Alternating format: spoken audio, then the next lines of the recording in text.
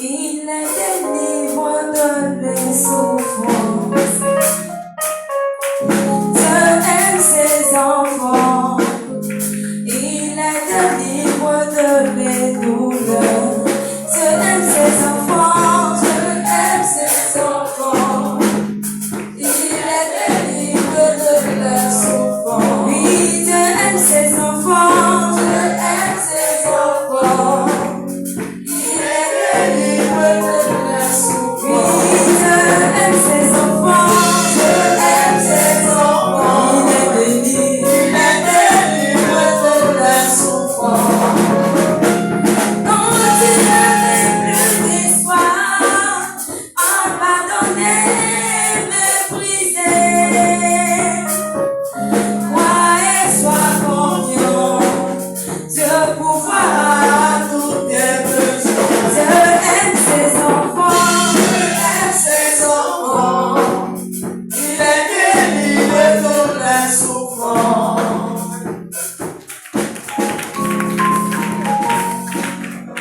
Alléluia. Bon, le témoignage, j'avais rendu ça le jeudi passé. Mais il n'était pas rentré dans les détails. Donc, le passage demandait à ce que je rentre dans les détails. Donc, je suis revenue pour rentrer un peu dans les détails. Je ne vais pas tout dire aussi. Parce que c'est un témoignage qui est en cours de téléchargement. Alléluia. Bon, le mois passé, ça a été dédié au mois de 8 ans. Donc, chacun passe voir le pasteur pour expliquer ce qu'il fait. Il ne glorifie pas le Seigneur, que le pasteur puisse le soutenir et puis l'aider à la délivrance. Parce que la marche chrétienne n'est pas facile. Donc, moi, je suis venue voir le pasteur et je lui ai expliqué certaines choses que j'ai fait, même que j'avais oublié, et que j'ai fait aussi que je me rappelle. Et le pasteur a commencé à faire ma délivrance. C'était un samedi. Idani même devait passer avant. Elle devait passer. Donc elle est venue, on n'a pas fini. Elle est partie, elle est revenue encore. Il était encore là, tellement de trop. Alléluia. Donc, le pasteur, et quand il a fini de confesser tout, on a commencé à prier. Le pasteur a prié pour moi. Et au cours de la prière, quand on a fini, il m'a dit, ah ma fille, quand on priait pour toi, il y a un esprit qui s'est manifesté, qui a dit que tu as fait un pacte de l'eau. Il a dit, bon, je ne me rappelle pas trop, papa, mais je vais voir. Et Dieu merci, je me suis rappelé. Vous savez, quand on est jeune, on fait les folies de la jeunesse. Donc, tu aimes quelqu'un, tu as lui dit, mon mari, pardonne, mais tu n'es jamais dit.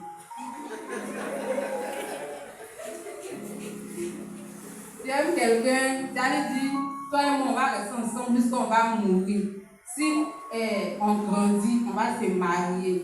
Donc, j'ai eu à faire ce pacte quand j'étais très jeune. J'avais, je crois, 20 ans là-bas. Donc, il a fait ça avec un jeune élève. On a fait un pacte. Quand le pasteur a prêché sur les hôtels, je me suis rappelé. On a pris de l'eau, on a mis du sel et on a fait un feu. Que si on grandit, on va se marier. Si tu te maries sans moi, tu n'auras pas d'enfant dans ton foyer. Lui aussi, il a fait. Si tu te maries sans moi, tu ne seras pas en paix. On a fait ce pacte et on a bu l'eau. Bien aimé, j'avais oublié ça, mais j'avais oublié ça parce que j'étais sincère dans ma délivrance que Dieu a révélé ça. Donc, j'ai expliqué au pasteur et il se parti. Le pasteur, comme c'est comme ça, va payer l'eau, sel et puis quand on voyait, j'ai payé ici, venir avec. Et le pasteur a prié. Les mêmes paroles que j'ai dit, j'ai renoncé à tout et j'ai bu l'eau. Bien aimé, ça s'est passé depuis 10 ans. 3 jours après, j'ai fait, moi je suis sur TikTok parce que mon travail fait beaucoup sur les réseaux sociaux. Le jeune en question, 10 ans plus tard, 3 jours après la délivrance, il a vu une vidéo où j'ai publié, moi en train de distribuer les faux billets à mon ex.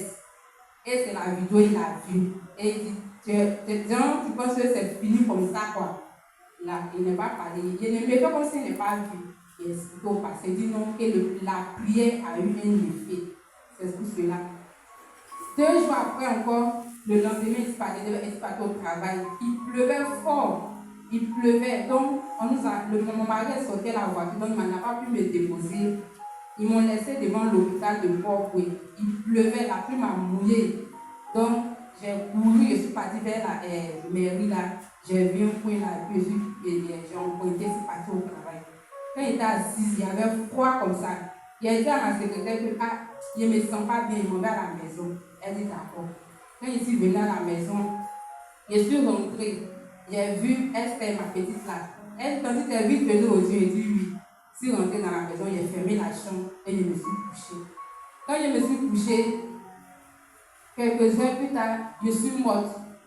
Ça dit, ma main ne bouge plus, je ne peux plus parler. Je me suis levée, je vois mon corps. Et puis j'ai dit, mais non, il ne va pas mourir comme ça. J'ai dit, Dieu, il ne va pas mourir comme ça. Je suis restée en train de parler. En même temps, mon âme est quittée en moi, c'est allé au ciel. Bien aimé, j'ai vu le ciel. Le ciel est beau. Le ciel est beau. Il ne faut pas que quelqu'un va venir nous draguer et vous allez perdre votre salut. Le ciel est beau. J'ai vu les maisons, elles étaient en or. J'ai vu des chants, elles chantaient, elles étaient habillées décemment, voilées, elles chantaient. Et comment on appelle ça? J'ai dit à Dieu, mais je n'ai pas dit au revoir à ma famille. Je vais aller dire au revoir à mes parents avant de revenir. Il dit d'accord, il faut partir. Je suis revenue encore dans mon corps. Et puis je suis couchée encore, je ne peux pas bouger. J'ai dit, mais comment il a fait pour retourner dans mon corps? Il s'est arrêté. Et puis tout d'un coup, je suis revenue dans mon corps. J'ai commencé à prier. Et puis je me suis levée un coup. Je regarde l'heure, il est 15 h. Je crois que je me suis couchée à 13 h là. De 15 à 13 h, je suis morte comme ça. J'ai commencé à pleurer. J'ai dit, Seigneur, vraiment tu m'as fait la grâce d'aller visiter le ciel.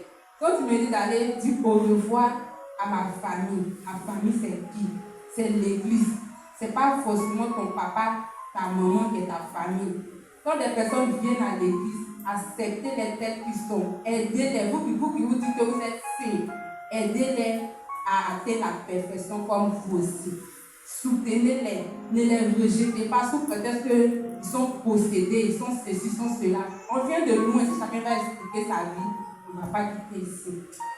Alléluia. Donc, quand j'ai fini, je suis venue au but, j'ai rendu le témoignage. Beaucoup même ont commencé à pleurer sur les sorts. Moi aujourd'hui, on connaît mon péché, mais toi, qu'est-ce que tu fais dans le secret que personne ne sait? Tu vas venir te saper, tu vas t'asseoir pour faire plaisir au pasteur. Et puis à la fin, tu vas aller en enfer. Dieu m'a ramené, c'est pour t'interpeller, pour m'interpeller moi aussi, parce que ça s'adressait à moi directement. Et quand je suis partie à la maison, 2 jours après encore, j'ai fait un songe. La sirène est venue. Elle est venue me voir. D'ailleurs, même quand il a fini de faire mon témoignage le lendemain, il s'est allé voir le pasteur. Il dit, papa, je vais renoncer à tout. C'est la manière dont j'ai vu le ciel là. Je vais partir là-bas. Le pasteur dit, comment il est d'accord, je vais partir à la maison. Il a ramassé tous mes produits éclaircissants que j'ai payés. Il a ramassé tous les. C'est un gros sac, pas qu'il a brûlé, mais c'est lâché. J'ai ramassé tout. Quand j'ai calculé, ça sert en 5 et quelques mille. Les coiffes, on l'habite dit voilé, vous n'avez pas dit coiffé, vous mettez coiffe. Les coiffes là, quand j'ai calculé tous mes coiffes avec ma fille là, ça faisait 47 000. Et puis même il y a d'autres encore, il dit, tout ça là, j'ai jeté. Mais il a attrapé mon cœur, il a ramassé tout. Si je donne au passé, il papa, faut brûler. Moi, il va aller au ciel. Même si il a arrêté tous les produits qu'il est moisi, il dit à mon mari qu'il est moisi, il dit que c'est pas moi tu veux, moi il va aller au ciel. Alléluia. Moi il va aller au ciel. Elle était vue là-bas, c'est pas quelqu'un qui m'a parlé. Donc quand il a ramassé tout ce que je passais, la sirène est venue la nuit me menacer. Que toi, tu vas aller dévoiler notre secret, ceci, cela. Elle m'a dit, mon ex-mari tenu, était mari tenu là, était mon ex-mari tenu au nom de Jésus. Il est venu, le mari tenu voulait coucher moi dans mon son, il a refusé. Il dit jamais tu vas coucher moi encore. Il était furieux. Et il y a une dame qui est venue me voir que, comme tu cherches enfant et ton mari, tiens, voici enfant, il faut partir avec sur la terre. Si toi tu ne veux plus nous servir, l'enfant, la fille là doit nous servir. Je dis non, moi je ne te sers plus.